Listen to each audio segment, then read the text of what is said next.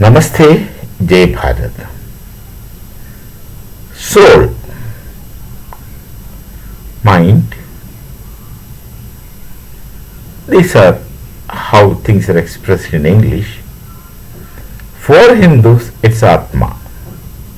Atma, Chetana, Chitta, Manasa, Aham. There are various names for this.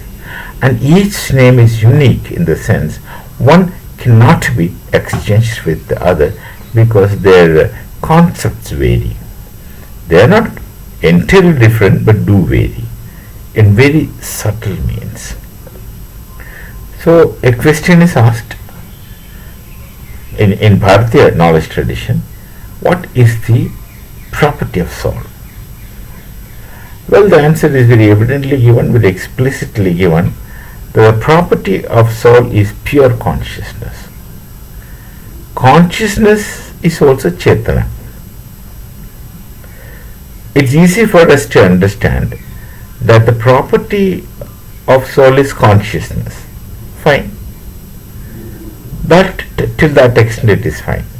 But when you speak of pure consciousness, then think about it. What makes something or anything pure? Simple expression.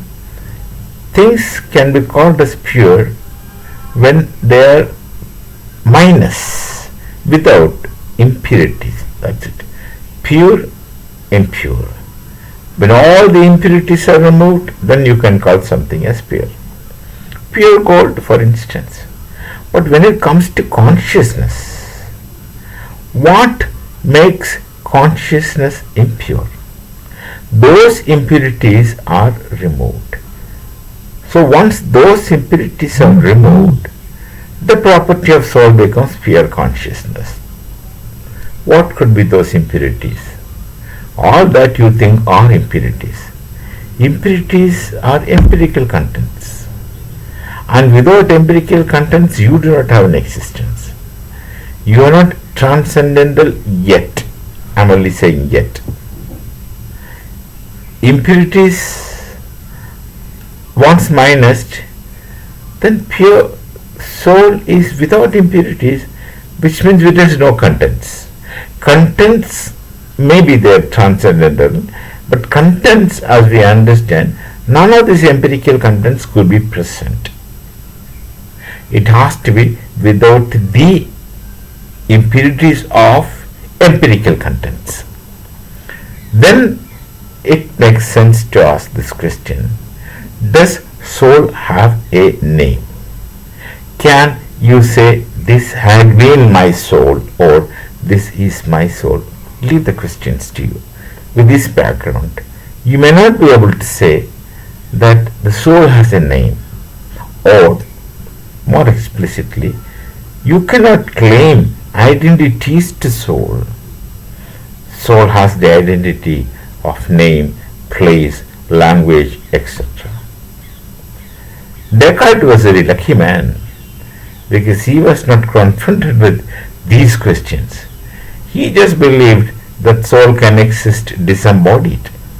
And one of his meditation is that. Meditation is the name of the chapter which he had given. Don't confuse it with dhyana or meditation as you understand now.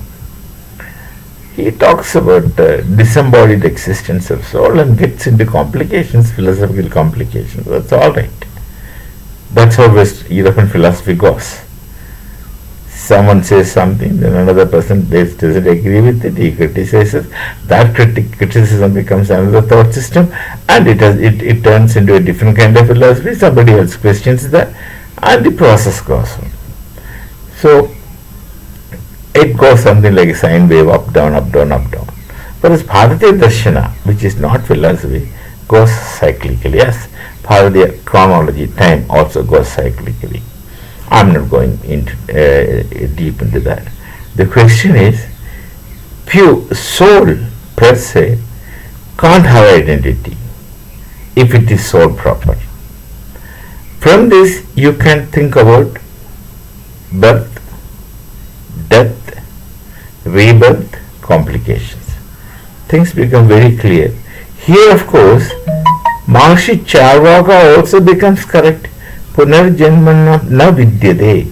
Punarjanmam na vidyate. There is no rebirth. Correct. There is no rebirth as you think what rebirth is. With the same identity you are born. X will get born as X. No such thing is possible. Charvaka is correct. And Charvaka had been more close to reality and science. That doesn't mean that others who spoke, even Sankhya thinkers, the Mimamsa thinkers, these philosophers knew it, but they never wanted to talk such things in plain direct language to people, because such knowledge is not palatable. You are getting disturbed when you watch this, when you watch me saying this. You are getting disturbed. Here you voluntarily open this YouTube and watch what I say, with possibilities of freedom of either continuing or not continuing. Think about those society where if this knowledge is given raw in plain language as it is, it would make brilliant disturbance in society, social coexistence, and people's peace and happiness. So they never spoke it directly. They said the truth, but in an enigmatic manner. You need to decode it. The teachers had been doing precisely this in our Gurukulas. And interestingly, the teacher gives to a student, depending upon his mental requirement, the same knowledge in multiple manners. It's an interesting phenomenon. That's how Vedas are taught. That's how we call Vedas are enigmatic. And that's really precisely what makes Vedas dynamic and continuously living, ever living. Interesting. In some other discussion we make it. Namaste. Jai Bharat, Jai Sri Ram.